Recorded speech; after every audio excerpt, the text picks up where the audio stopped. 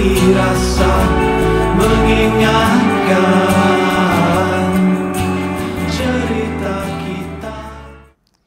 Assalamualaikum warahmatullahi taala wabarakatuh.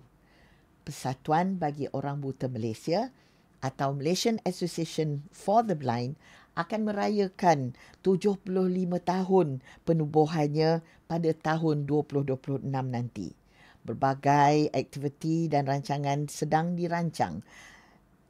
Persatuan ini ditubuhkan pada tahun 1951 dan telah memberi perkhidmatan kepada golongan OKU penglihatan dalam bidang-bidang seperti pemulihan, latihan kemahiran dan vokasional, penempatan pekerjaan, pembangunan keusahawanan, muzik dan industri kreatif.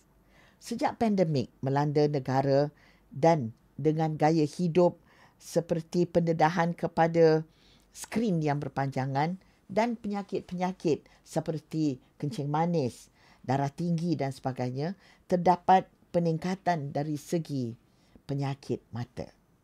Menurut kajian mata kebangsaan yang dijalankan pada tahun 2023, kadar kelaziman masalah penglihatan di Malaysia lebih kurang 400,000 orang.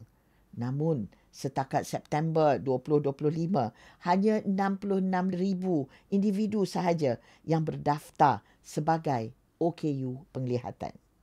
Menyedari hakikat ini, kami di Persatuan bagi Orang Buta Malaysia terpanggil untuk mengadakan lebih banyak lagi program-program kesedaran tentang pentingnya kita menjaga mata.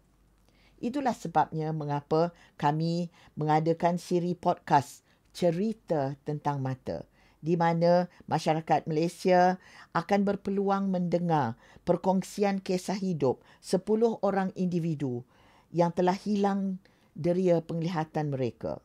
Kesimpulannya, saya berharap penonton-penonton podcast ini dapat menyebarluaskan podcast ini kepada kaum keluarga, sahabat handai dan masyarakat Malaysia.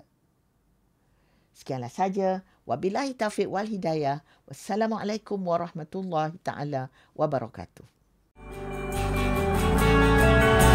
Saja